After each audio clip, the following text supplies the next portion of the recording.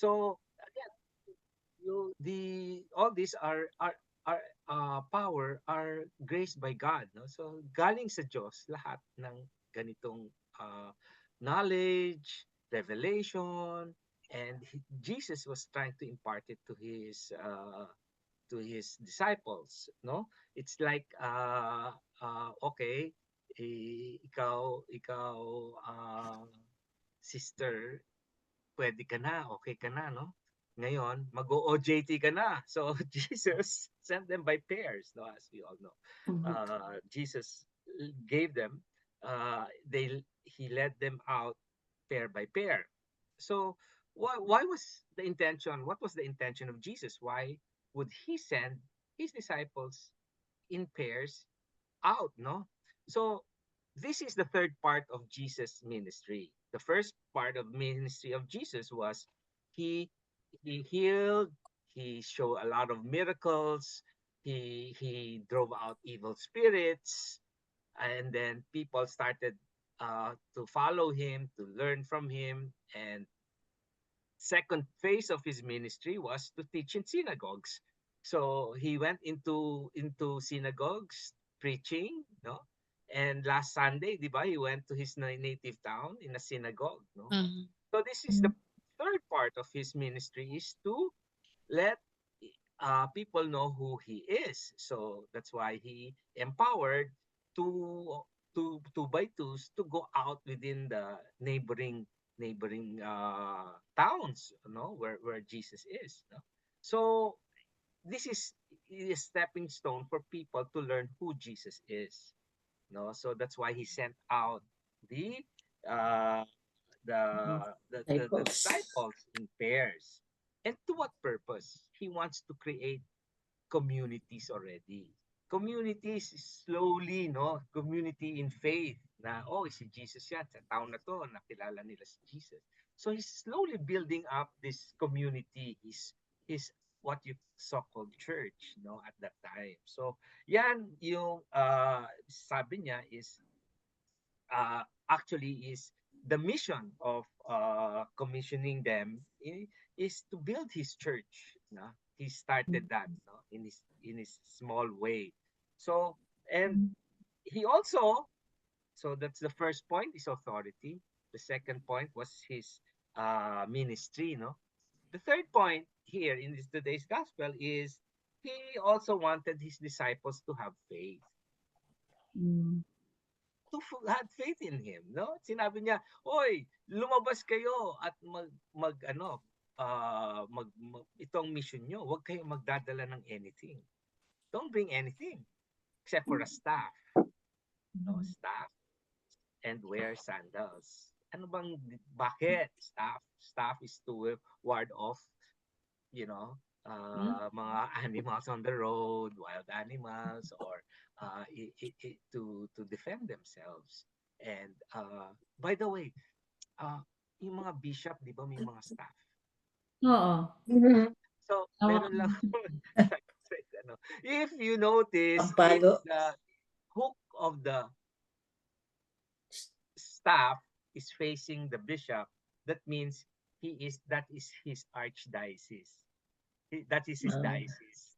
Pag nagmas siya at yung staff pointing outward, that means acts outside his diocese. His, Mm. okay, so notice that, no? Yung katulad nung nasa picture ko. So, you notice lang. Baka, Yeah. ano. So, anyway. Oo So, nga, no? he said to only bring your staff to defend yourself or to ward off anyone who, you know. And also, only wear sandals. Why sandals? Because ano bang ibang form of shoes before? Boots. Boots were used as war. Sa war. Mm. So to make your footing very stable. Mhm. So that's why sandals is to say that it is by in peace, no? Hindi kayo intention to trample anyone, no? So that's why sandals is very important. Mhm. Kaya yan ang suot ng mga Disciples. missionaries during during our time, no? Yung Mhm. mga early Christian missionaries, they were wearing sandals. Mhm.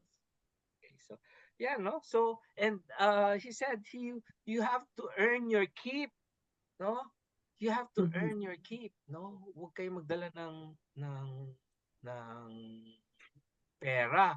It's because yun nga, they wanted to have faith na whatever they receive is the grace from God, no? Yeah. So it is also a sign of humility.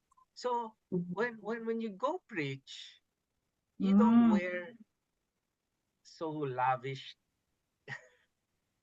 clothes that people see you differently. Ibang itsura mo. Wow, ang ganda nito. So what is Jesus saying? Humility means being naked. Naked in the sense of people can see who you really are. No? Who you Mhm. really are. Walang hypocrisy in there. Unlike, di ba, yung mga Pharisees, di ba, when they preach, they go out, the people ringing bells, that they have this extravagant mga tunic and everything. So here he's saying, be naked, be who you are. Let them see who you are through the works that you do. Okay? Mhm. So as we go out and preach, no, be yourself. You don't have to put mask. You don't have to impress anyone. You don't have to say, okay, I am so great, blah blah blah. It's not about you. It's about who God is. So that's what Mhm. Jesus wanted them to believe, no?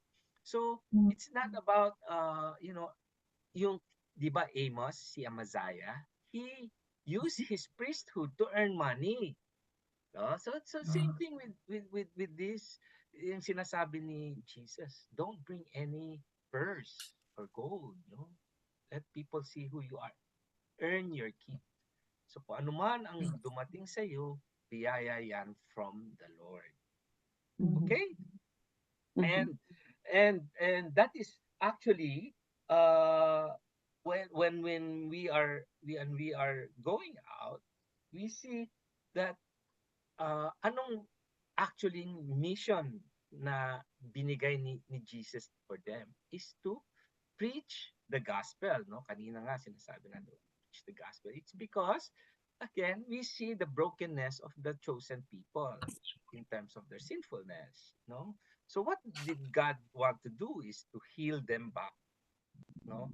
Again, healing means reconciliation. You are being healed of all your or infirmities so that you can be back again to the community, to the Church of Christ. So that's why sinasabi ni Saint Paul, Jesus gave us this baptism of forgiveness, no, so that we become adopted sons and daughters of Christ. So that through this forgiveness, we are now strengthened and empowered, no? And through this baptism, we become already uh, inhe- heirs, and we get this inheritance of God. No, that is the promise of God, to be with Him, to be back with Him. So that's why his ministry, his mission was to bring healing to the people. Mhm. Same thing as God chose Amos,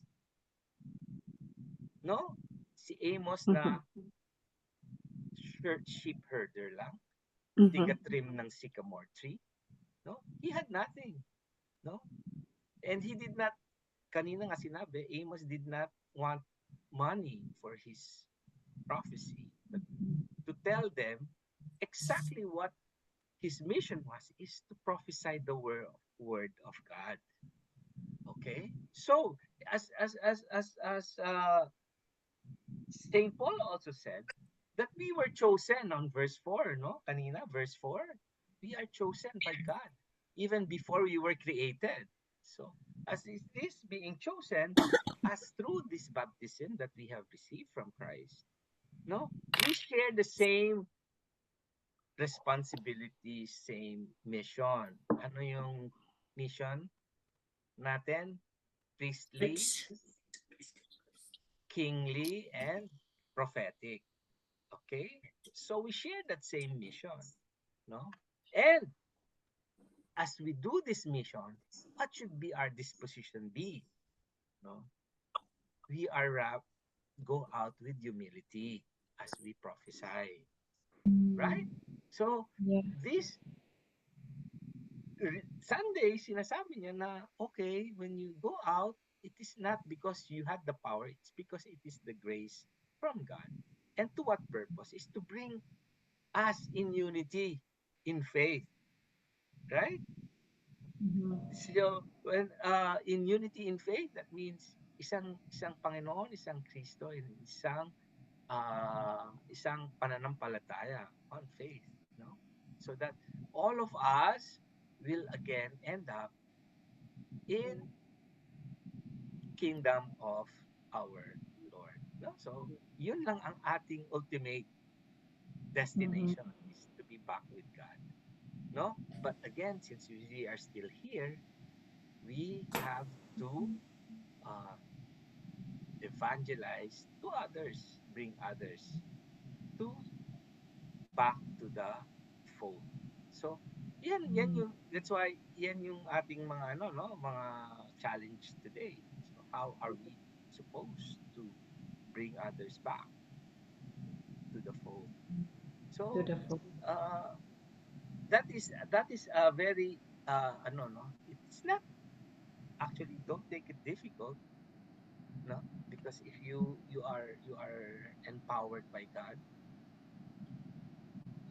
now he will test you, no?